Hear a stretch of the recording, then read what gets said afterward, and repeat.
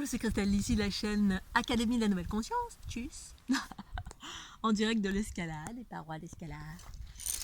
Alors, je voulais vous parler aujourd'hui du détachement, le détachement qui fait partie pour moi intégrante des processus d'unité.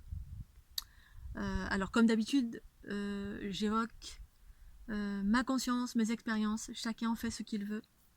Je rajouterai, je ne suis pas parfaite. Paix, amour. Oui, je ne suis pas parfaite. Je tends à la perfection, c'est sûr. La perfection pour moi égale sont mes critères de perfection, c'est-à-dire joie, bonne humeur, conscience, déploiement des potentiels, fluidité, connaissance universelle, équilibre au quotidien. Bref, faire ce que j'ai à faire. Pour moi, c'est ça. Et autant que faire se peut dans la bienveillance, c'est l'équilibre. Donc, je vais vous parler du détachement parce qu'en fait, les processus d'unité, en tout cas ceux que je vis depuis l'activation de la Kundalini en 2012, m'ont amené à me détacher de plus en plus. Ça s'est fait naturellement, pas parce que je recherchais absolument le détachement. L'ego recherche le détachement, l'ego recherche la joie. Donc il y a une volonté de, parce que, et en même temps, c'est juste parce que ça amène. On peut avoir une volonté, et puis voilà, on cherche, et puis ça peut nous amener à. Et puis, parce que tous les chemins sont parfaits, juste et parfait pour chacun. Mais pour ce qui est de mon chemin, force est de constater que depuis 2012, effectivement, je suis de plus en plus détachée parce que j'ai écouté de plus en plus ma guidance qui m'a amené à dépasser certaines limites. Et dépasser certaines limites, ça amène, en tout cas moi, ça m'a amené à une forme de détachement de tout. Bon, j'ai toujours eu un aspect un peu détaché comme ça des choses, déjà depuis quand j'étais petite, voilà, la notion du jugement, tout ça, j'aimais pas ça parce que, voilà, dans ma famille, ils jugeaient beaucoup. Et je comprenais pas, en fait, j'étais tout le temps en train de défendre les autres en disant mais pourquoi tu juges, tu connais pas cette personne, ou tu connais pas X chose, tu parles sans savoir. Et donc ça me perturbait beaucoup. Et le détachement, depuis 2012, effectivement, c'est détaché de... Ça s'est fait naturellement, il y a un processus de détachement, c'est la conscience qui prend un recul. Et c'est un processus naturel de l'unité. Et ce processus, en fait, il se fait, je sais pas si vous avez observé, mais quand on approche de la vieillesse, donc par là de la mort du corps, certaines personnes, pas toutes, se détachent. Alors se détacher de quoi? La plupart du temps, on se détache des souffrances inutiles qu'on s'inculque nous-mêmes parce que c'est nous qui sommes en réaction face. Alors nous, c'est notre ego qui est en réaction face à quelque chose. Alors face à quelqu'un m'a dit ça m'a fait mal, ça m'a perturbé, ou le monde est comme ça, ça me fait mal, on est en réaction face à quelque chose parce qu'en nous il y a des blessures. Il y a des blessures qui nous mettent en réaction, alors on est en colère, ça nous fait mal, ça nous blesse, ça nous met dans des émotions, sentiment d'abandon, sentiment de rejet, et du coup on souffre beaucoup, et c'est l'ego en soi, parce que l'ego c'est les blessures, c'est tout ce qu'on porte, alors nos blessures, les blessures des autres, bref, ça amène à vivre des souffrances plus ou moins fortes, jusque dans le physique, reliées à ce qu'on porte, ces blessures, qui constituent pour moi l'ego. Et donc, force est de constater que depuis 2012, ça m'a amené à me libérer en totalité, parce que l'ego c'est aussi formé de beaucoup de peurs, voilà, les peurs, les croyances, les conditionnements. En fait, c'est toutes les limites. L'ego, c'est les limites qu'on se donne ou qu'on nous a inculquées, ou que les mémoires en nous résonnent et nous limitent à vivre ce truc redondant. On vit toujours les mêmes choses qui nous arrivent, on est tout le temps, on vit des schémas similaires. Et puis pour nous permettre de les transcender, tout simplement, dépasser certaines choses, les comprendre ou les conscientiser. Et donc ça amène à de plus en plus de détachement. Le détachement, en fait, c'est la fluidité, c'est-à-dire qu'on peut relativiser, la conscience peut se détacher du corps, parce qu'en fait, c'est la matière, c'est la densité, c'est le corps physique qui est engrammé des basses fréquences, c'est-à-dire des blessures. Le corps physique, il a une densité et il est lourd, cette terre est lourde. C'est pour ça que quand je parle de la terre astralisée, l'astral, c'est la somme de toutes l'ego individuel et l'ego collectif, les blessures, les enfermements, les croyances diverses et variées, etc., qui sont d'une façon générale patriarcales. Voilà, c'est ce que j'appelle, pour moi, tout ce qui plombe, c'est patriarcat, c'est-à-dire ces enfermements qui dirigent l'individu ou le collectif. Bref, et quand on dépasse ça en soi par un travail sur soi, de son vivant, le plus tôt possible, eh bien, du coup, ça permet de relativiser avec tout. C'est-à-dire dès lors où il y a un chaos, alors qu'on ait fait soi-même une bêtise, parce qu'on voilà, on n'est pas toujours équilibré. Enfin, je parle pour moi, bien évidemment. Je peux faire encore des bêtises, et puis parfois peut-être dire des choses qui blessent, ou faire des choses qui blessent, et je fais pas exprès, mais en fait personne ne fait exprès. C'est parce que voilà, on se fait vivre des choses les uns les autres. Et puis quand il y a un reflet, ça nous permet d'avoir un retour et puis de se remettre en question. Et voilà, et d'observer quelque chose qui n'a pas plu, ou alors, et du coup, et force est de constater que tout ce que j'ai pu vivre jusqu'à maintenant m'a amené à de plus en plus me détacher, parce que ça s'est fait naturellement. Comme le détachement, voilà, d'une certaine qualité de nourriture, le détachement de la musique, le détachement des livres, le détachement de... Et parce que je sentais que c'était plus... Voilà, ça s'est fait naturellement, c'était plus juste. Ça contenait des limites, des enfermements, des limites. Et en fait, la seule chose vers laquelle ça m'a amené, c'est ma conscience. Écouter ma conscience, qui est l'aspect en moi illimité. La conscience qui me guide à chaque instant et qui m'emmène dans des chemins mais bien de joie, des chemins harmonieux. C'est ça l'unité que je vis, c'est en écoutant la conscience et en abandonnant les limites, les cadres qui limitent. Et ça, c'était toute l'initiation que j'ai vécue à la veille de mon tour du monde. Ça me parlait des cadres limitants. Et donc tout ce qui limite quoi? Qui limite la conscience en soi, qui m'emmène dans les chemins les plus harmonieux. Où en fait la conscience peut s'expanser, où elle me dit d'aller à droite plutôt que d'aller à gauche, où je vois, je sors de la dualité, en fait la dualité de ce monde qui est souffrant, qui est régi par l'ego collectif ou l'ego individuel, et qui amène vers des chemins souffrants. Et donc quand on sort de là, que la conscience se fait jour, je peux voir en fait ces chemins qui vont amener potentiellement, là ça va être souffrant parce que en face de moi il va y avoir, je sais pas, je vais rencontrer quelqu'un qui porte encore des souffrances, ou alors je vais rencontrer une situation où ça va encore être des influences et il va falloir transformer. Bref, je réfléchis tout en termes d'énergie et de conscience et de choix, c'est-à-dire il y a des priorités. Les priorités, c'est la priorité de la conscience qui fait des choses, qui agit selon une conscience plus élevée, c'est-à-dire pour le collectif, à savoir, pour moi c'est ce que j'appelle la mission de vie, c'est-à-dire déployer des codes, être au service de l'ensemble. Et donc ça m'a amené à me détacher de plus en plus de tout ce qui enfermait. Et ce qui est rigolo, donc tout ce qui enferme, voilà, ça peut être, voilà, comme je l'ai expliqué tout à l'heure, la musique, la nourriture, dévier, ça peut être une relation de couple, les relations de couple d'une façon générale, parce qu'en fait, la conscience perçoit tout ce qui limite, tout ce qu'on porte dans l'individualité, tout ce qu'on échange, toutes les influences qui impactent l'individu et qui fait que ça le détourne de son chemin. Ou de sa joie native, parce que quand on arrive dans un espace de joie en étant seul, vous arrivez dans vos espaces, les espaces de la conscience en soi. Toutes les limites. Et récemment, j'ai rencontré Aurélie qui me disait que... Et merci Aurélie, merci à toi de m'avoir rappelé ça. Enfin, c'est quelque chose que je sais, mais ça me conforte dans ce choix du célibat, parce que elle m'expliquait qu'en fait, elle avait fait tout ce qu'il fallait pour s'émanciper de tous les cadres limitants. Et dans les cadres limitants, le couple, c'est un cadre limitant parce qu'effectivement, alors, tout dépend où on en est, bien évidemment. Je ne suis pas en train de vous dire qu'il ne faut pas être en couple. Mais là où j'en suis moi, force à l'écoute, non pas par la volonté, mais en étant à l'écoute de ma conscience, eh bien, ça fait depuis 2012 que ma conscience, même un petit peu après, mais même à 2012, quand j'étais très attirée par cette personne, ça me disait non, non, non, non, non, non.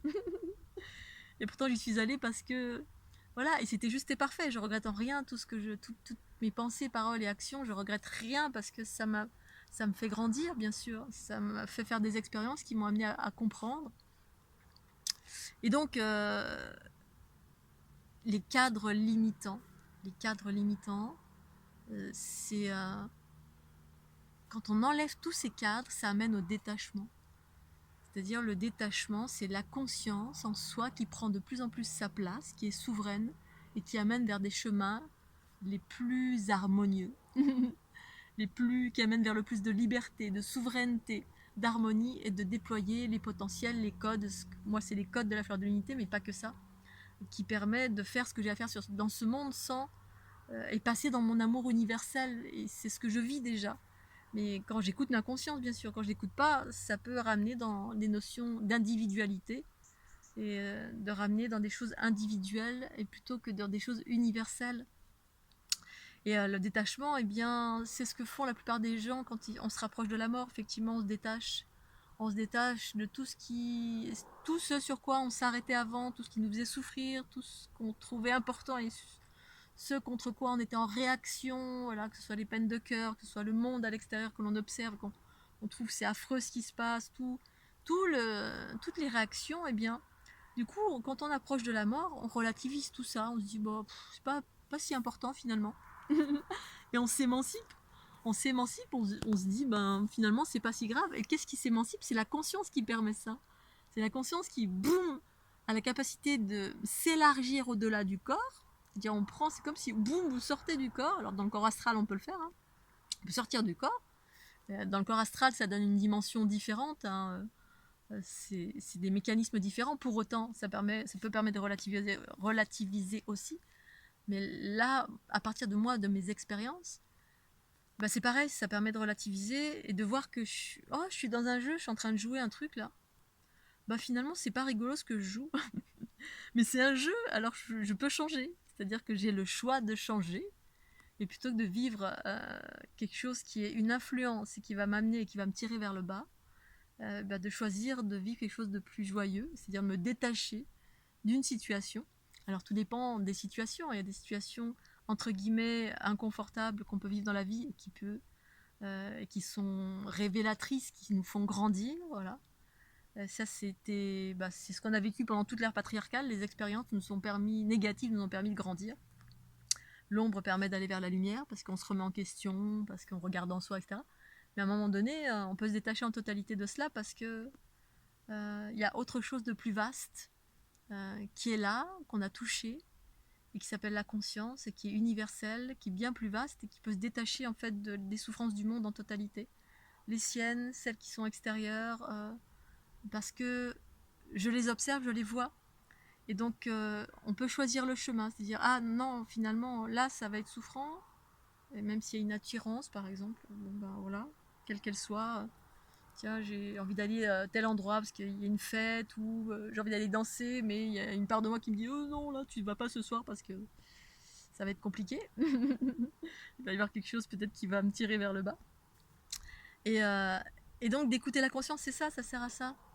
Et quand on s'approche de la mort, bah, c'est ça, les gens se relativisent et c'est la conscience qui s'expanse et qui fait qu'on se centre sur les choses positives. La voie de la joie, de la bonne humeur, on fait le focus sur les bonnes choses, on se prend plus la tête pour ce sur quoi on se prenait la tête quand on était plus jeune, pour voilà, pour se centrer sur le meilleur. La conscience en soi, pour moi, c'est ça, c'est un focus du meilleur. Parce que la conscience, le soi supérieur, le principe féminin en soi, pour moi, c'est ça, c'est tous les aspects positifs, non pas par la force de la volonté, mais par la force du détachement. Le détachement, l'abandon et le travail sur les blessures, un travail que j'ai réalisé. Ça ne veut pas dire que je suis arrivée quelque part, je ne suis pas parfaite non plus. J'ai encore des travers, j'ai encore des réactions, ça peut arriver, mais pas souvent. Je peux aussi faire des bêtises, hein. Force est de constater récemment que apparemment j'ai fait des bêtises. Quelqu'un m'a reflété ça, j'accueille en totalité. C'était juste et parfait. Mais pour autant, 80%, 90% de mon temps, je suis plutôt dans cette notion de gratitude, de joie, d'amour universel, de beauté, de légèreté, de conscience, de liberté, de bien-être et de réalisation de soi. Et que ça, c'est juste merveilleux et qu'on peut le faire de son vivant. Il y a des êtres qui arrivent à l'heure actuelle qui sont déjà dans ce détachement, c'est-à-dire plus dans la conscience universelle. Pour autant, quand on rentre dans le corps, on prend les vicissitudes du corps parce que justement, ça permet en travaillant sur en embrassant ces vicissitudes du corps, ça permet de transcender. On transcende pour soi, en transcendant pour soi les choses, on transcende pour l'ensemble, et ça tire la planète vers le haut. Ça accompagne ce mouvement planétaire. Et certains ici sont amenés à vivre, à créer un renouveau par un détachement de l'ancien, c'est-à-dire tous ces mécanismes souffrants qui, à partir d'un certain stade, en tout cas moi là où j'en suis, j'ai plus envie de perdre de l'énergie, en tout cas du temps et de l'énergie sur des choses qui, entre guillemets, ma conscience considère comme étant pas importantes, parce qu'il y a des choses bien plus importantes, tout en étant le plus possible dans la bienveillance, même si c'est pas toujours évident ou mal pris par certaines personnes. J'en suis désolée. Voilà, le détachement, soit on le fait la veille de la mort, soit on le fait de son vivant. Et quand on le fait de son vivant, le plus tôt possible, parce que là où j'en suis, eh bien, ça permet de conscientiser la Merkaba, c'est-à-dire le corps unitaire, la fleur de l'unité, qui permet de sortir de la matrice duelle, c'est-à-dire le monde de la souffrance de son vivant. Toute personne qui est à la veille de la mort d'une façon naturelle, on le fait aussi, on se détache. Mais si on n'a pas fait un travail sur soi, sur les blessures, sur régler tous les soucis en soi, eh bien, quand on décède, on reste dans la zone astrale. C'est-à-dire, on sort pas de la dualité. On revient, et c'est ça, continuer dans la roue karmique, parce qu'il y a les lois du karma, c'est une espèce de loi d'équilibre, que si on n'a pas résolu de son vivant l'ombre et la lumière en soi, que ce soit nos blessures ou celles que l'on porte, et comme on est en fin de cycle, eh bien, il y a beaucoup d'êtres qui sont en train de clôturer un cycle pour l'ensemble, une lignée, parents, source originelle, lignée patriarcale, bref, tout ce qu'on a vécu de l'origine de l'humanité jusqu'à maintenant. Si on ne le fait pas, on repart dans la roue karmique, et c'est ok, c'est juste et parfait, parce que ça reste, d'un point de vue de l'unité, ça reste une expérience qui est ce qu'elle est, toute expérience en fait. En revanche, si c'est le moment, peut-être parce que c'est une histoire de moment aussi pour soi, on parvient à régler ses blessures, rentrer dans l'unité, se détacher, bien effectivement il y a une forme de détachement de la matière et de ce monde qui se produit du vivant, mais non pas parce que c'est la veille de la mort, mais parce qu'il s'est produit une mort en soi de l'ancien. J'ai vécu ça pendant mon tour du monde, je parle de ça dans mon livre, la mort à soi-même. Et c'est quoi? C'est la mort de l'ego. Même si cet ego surgit encore, parce qu'en fait, dans ce monde, il y a plein d'influences qui me traversent et desquelles parfois je m'y accroche et je revis encore des choses. Mais force est de constater que c'est dans une moindre mesure, ou c'est par influence, parce qu'il y a beaucoup de choses dans ce monde qui influencent. Et si c'est pas par influence, eh bien je travaille dessus pour pacifier. Mais force est de constater que ça amène au détachement, à la joie, à la vitalité, à la liberté. Et ça permet de faire éclater toutes les limites. En tout cas, ça élimine, mais ça ouvre tous les chemins des possibles. Et par là la joie, et par là la conscience universelle, l'amour universel. Et qui dit amour universel dit fin de l'individualité, entre guillemets. J'expliquerai plus tard ce que c'est pour moi l'individualité. Et ça amène au détachement de plein de choses. Voilà, j'ai vécu le détachement de la nourriture, de tout ce que le corps est engrammé, les conditionnements divers et variés, la reconsidération de tout, la redéfinition de tout, donc la musique, les livres, la nourriture, pour être juste dans retrouver et se déployer en termes de conscience. C'est la conscience qui se déploie et qui est la version illimitée de mon être et la version amour universel de mon être. Même s'il y a encore des attachements et des limites qui sont, force de le constater, à chaque fois reliées aux notions du corps physique, qui ressent des choses parce que incarné. Et il s'agit de me détacher encore et toujours de ces espaces en étant à l'écoute de ma conscience et non pas à l'écoute de l'ego qui dit faut que je me détache. C'est juste la conscience qui m'indique ce chemin et qui me dit voilà, si tu vas là ça fait ça, si tu vas là ça fait ça. Donc les choix qui se font, c'est des choix face à la conscience qui me dit c'est ça ou c'est ça. Et puis le corps, des fois, c'est le petit enfant capricieux qui amène à aller encore dans les anciens chemins. Et c'est ok, ça peut être ok parfois, mais dans une certaine limite. où la conscience me rappelle à chaque fois à prendre du recul pour vivre ce que j'ai à vivre, à savoir déployer ce que j'ai à déployer, qui peut se déployer que lorsqu'il y a une forme de détachement pour vivre tout le temps l'universalité de mon être, autant que possible. Voilà. Ce qui veut dire que je ne suis pas forcément parfaite, bien sûr. Mais je tends vers cette perfection qui pour moi rime avec joie, fluidité, conscience universelle, amour universel, liberté, abondance, connaissance universelle, partage, et puis faire tout ce que je veux dans la joie et la bonne humeur. Entre autres. J'ai sûrement oublié plein de choses. Voilà, Scooby-Doo. Sortir de la matrice, eh bien, voilà, c'est ça. Détachement du monde, détachement des vicissitudes, détachement du chaos, qui est le piège de ce monde. La conscience n'est pas dans ça du tout, elle est au-delà.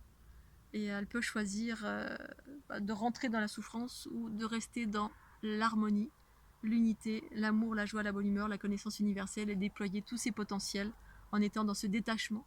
Tant qu'il y a une attache, eh bien, il y a potentiellement de l'ego, de la réaction, de la souffrance, et après c'est la dégringolade. Et donc voilà pourquoi la conscience fait vivre ce détachement, ce recul, et permet ensuite de sortir de la dualité souffrante pour vivre la neutralité. C'est-à-dire cette espèce de recul qui permet de garder l'équilibre pour faire ce qu'on a à faire et qui rime plutôt avec des choses sympathiques. Voilà. L'unité, c'était pour évoquer l'unité dans ces aspects de détachement que me fait vivre la conscience. Et bien depuis 2012, et puis même avant, j'avais des détachements, mais qui étaient différents. J'avais des détachements émotionnels quand j'étais petite. C'est comme si j'avais pas d'émotion, j'avais de la joie tout le temps quand j'étais seule. Mais voilà, j'avais pas d'émotion. Puis après, je suis rentrée dans beaucoup d'émotions. Mais ça, je ferai une autre vidéo pour expliquer ces notions émotionnelles reliées à l'empathie, c'est-à-dire l'embrassement de tout ce qui se passe dans ce monde, tout ce qui nous traverse et qui ne nous appartient pas forcément. Mais je ferai une autre vidéo. Voilà, Scooby-Doo, je vais continuer à grimpouiller. Mouah, un petit pouce bleu si ça vous plaît. Et puis je vous dis à très bientôt. Bye bye.